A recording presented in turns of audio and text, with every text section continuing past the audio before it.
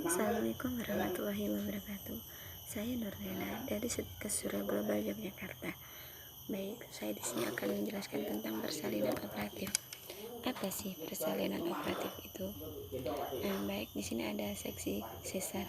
Yang pertama pada prinsipnya adalah menyelamatkan ibu walaupun janinnya itu sudah meninggal.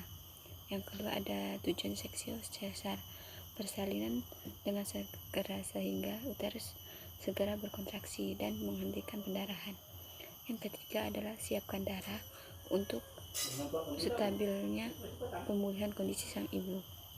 Nah, di sini juga ada perawatan post operasi seksio sesar. Yang pertama ada analgesia, yaitu wanita dengan ukuran tubuh rata-rata dapat disuntik dengan 75 mg merperidin. Nah, ini suntiknya tuh setiap 3 jam sekali. Nah, diperlukan untuk mengatasi rasa sakit atau dapat disuntik dengan cara serupa, yaitu 10 mg morfin.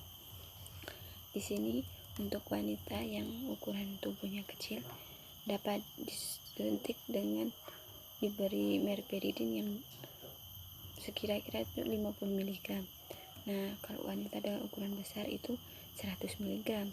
Sedangkan untuk obat-obatan antiemetik misalnya prostasin 25 mg biasanya diberikan bersama-sama dengan pemberian preparat narkotik. Yang kedua ada tanda-tanda vital. Nah, biasanya tanda-tanda vital harus diperiksa 4 jam sekali. Diperhatikan tekanan darahnya, nadi, jumlah urin serta jumlah darah yang hilang dan keadaan fundus harus diperiksa. Yang ketiga ada terapi cairan dan diet.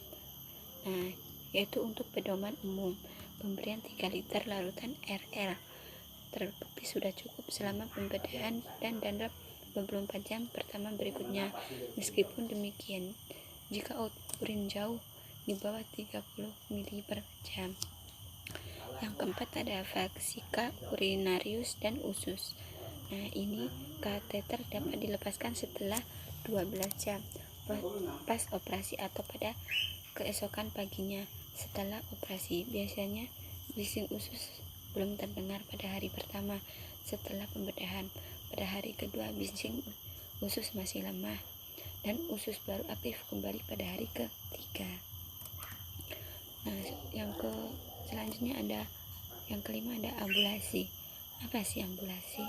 Ambulasi pada hari pertama setelah pembedahan, pasien dengan bantuan perawatan dapat bangun dari tempat tidur sebentar. Sekurang-kurangnya itu sekitar 2 kali pada hari kedua pasien dapat berjalan dengan pertolongan perawat. Yang keenam ada perawatan luka, perawatan pasca setelah operasi. Nah, ini luka inisiasi dan inspeksi setiap hari sehingga pembalut luka yang alternatif ringan tanpa banyak plaster sangat menggantungkan sesar. Normal jahitan kulit dapat diangkat setelah hari keempat setelah pembedahan. Paling lambatnya itu sekitar hari ketiga postpartum pasien dapat mandi tanpa membahayakan luka insisinya. Nah, yang ketujuh ada laboratorium. Pasti laboratorium itu secara rutin hematokrin diukur pada pagi setelah operasi. Hematokrin tersebut harus segera dicek kembali bila terdapat kehilangan darah yang tidak bisa atau keadaan lain yang menunjukkan hipovolemia. Yang kedelapan ada perawatan payudara. Nah, jadi setelah melakukan sesar tadi ada perawatan payudara, yaitu pemberian ASI dapat dimulai pada hari pos operasi jika ibu memutuskan tidak menyusui. Pemasangan pembalut payudara yang mengencangkan payudara tanpa banyak menimbulkan kompresisi biasanya mengurangi rasa nyeri. Yang kesembilan ada memulangkan pasien dari rumah sakit karena pasien ini udah sembuh, udah nggak sakit lagi. Jadi memulangkan pasien dari rumah sakit, yaitu seorang pasien baru melahirkan mungkin lebih aman bila diperbolehkan pulang dari rumah sakit pada hari keempat dan kelima pasca operasi. Nah, aktivitas ibu seminggunya harus dibatasi hanya untuk perawatan bayinya saja, nggak boleh melakukan yang berat-berat. Mungkin cukup sekian dari saya, kurang dan lebihnya mohon maaf. Wassalamualaikum warahmatullahi wabarakatuh.